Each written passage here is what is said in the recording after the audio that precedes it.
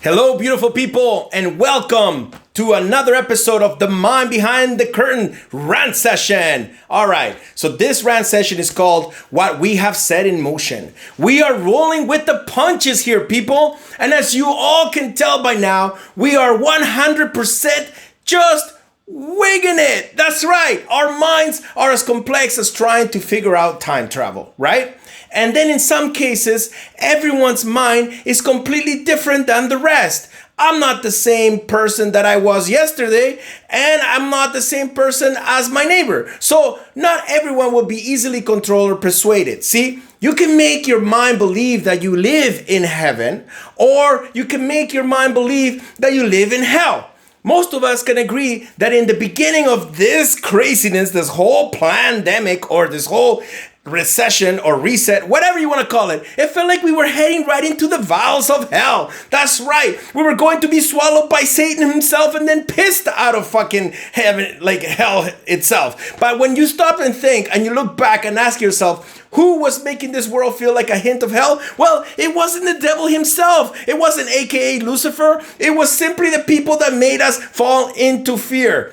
These human beings that were and still are creating hate and conflict are the ones to blame. You don't have to blame yourself. You make your life what you want it to be. Thought permeates substance, and substance creates reality. So, we all have the will and power to predict our future. But just like how your parents changed your path and how they programmed you and how they made your life choices, the government and these head officials have done that for you in this past year. That's right. Feels like they have stripped us from our freedoms, right? Later in life, when you become a senior citizen, you or someone else will decipher what really happened to us during this whole great economic reset, this whole pandemic. But guess what?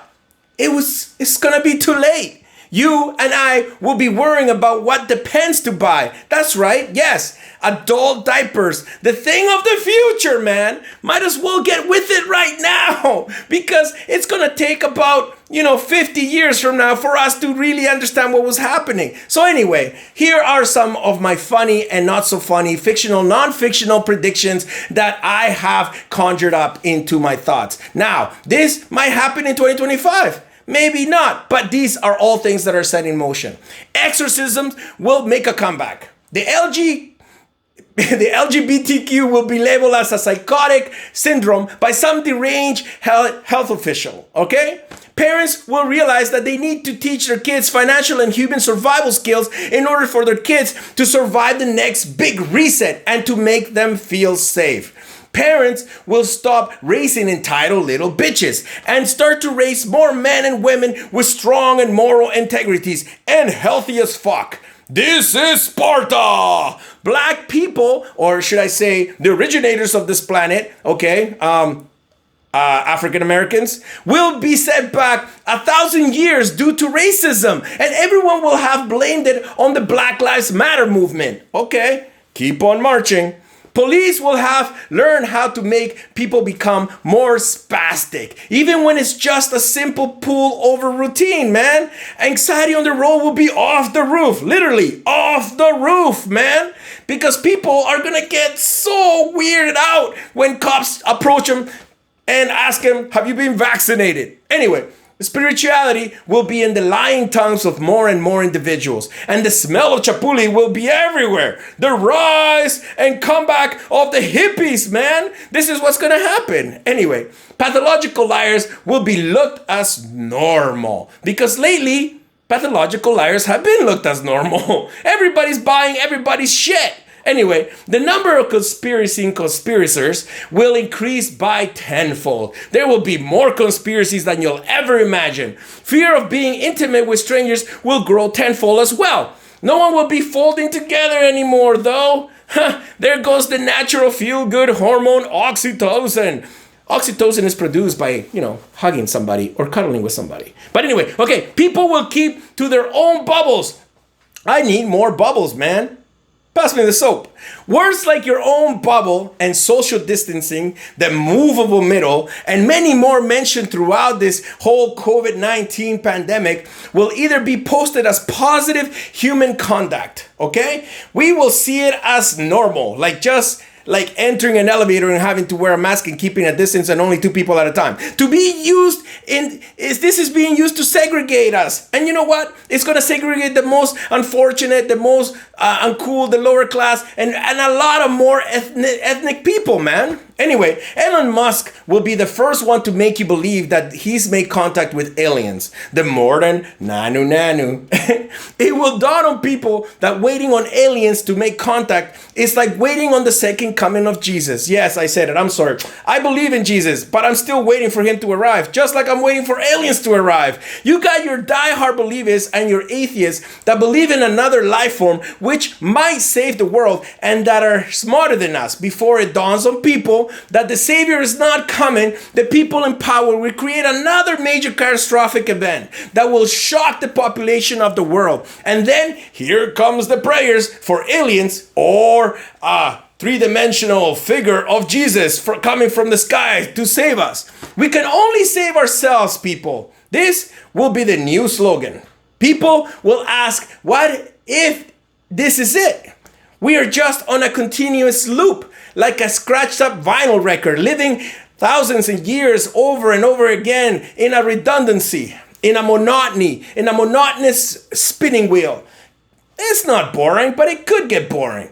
Shit, that can eventually drive someone bonkers. But these days, who has time to let out their crazy? We don't live that long anyway, man. We probably live only up to 120, 150 years. Anyway, look, humankind's discovery wasn't fire. It was words and sign language. We learned how to communicate, to hunt, to talk to each other, to find a mate. And why do you think we still use communication today? Well, sometimes we use it to express our internal fire, like this here rant. I wonder if we can all go mute for a year to see how that would change us. Will our fire be turned off and take us back into the dark ages?